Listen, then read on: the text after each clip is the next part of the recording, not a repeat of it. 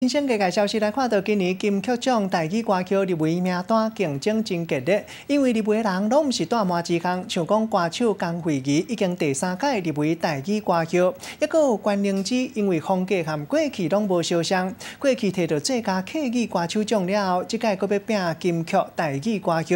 抑阁互人上界期待就是歌手张涵雅和李千娜，过去拢是为歌手节目进入业界，唱歌的功夫真在百，抑阁有咱看到苦情天后蔡秋凤，伫歌坛已经走总走跳35档，即届是头一届入围金曲，互伊感动甲目屎甲目钱。将你放下了我，有时嘛会目屎流。特别的唱法，甲真侪失恋的查甫查某的心声唱出来。苦尽天后蔡秋凤各出新的专辑，毋但有传统的风格，嘛听会到新派歌路，可以受到金曲奖评审的注意。踏入歌坛35年，头一届入围金曲最佳台语女歌手奖。无你在身边，度日如年，我亲像一只溺水的鱼。我有一种想哭的冲动，因为唱这么多年，我第一次入围。比如说我以前唱的歌曲比较重口味，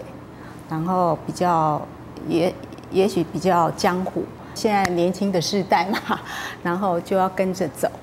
我真的很用心在改变。知影家己入围蔡秋凤目屎就禁袂掉，伊自细汉就真爱唱歌，毋过爸爸率真反对，坚持10年才成功成为一个歌手。今嘛有机会会当摕到人生的头一个金曲奖，嘛互蔡秋凤讲要请正伊来行红地毯，摕奖的气势袂当输。因为从小我就自己很爱漂亮，何况在这个特别的日子，尤其是我第一次入围，当然会用心的打扮，不会给你们失望。插箍银是定零。同款真受肯定的，阁有歌手关灵芝，伊的歌路变化真多。过去就捌摕过最佳客语歌手奖，这回嘛要甲第3届入围台语歌曲的江惠仪拼歌曲的宝座。上巧的一条管是曲中车来放袂落，互相耽误。关灵芝甲江惠仪两个人拢抢在入围金曲奖，今年入围台语歌曲的另外这两个查某歌手，拢是参加选秀的节目，互人注意到的。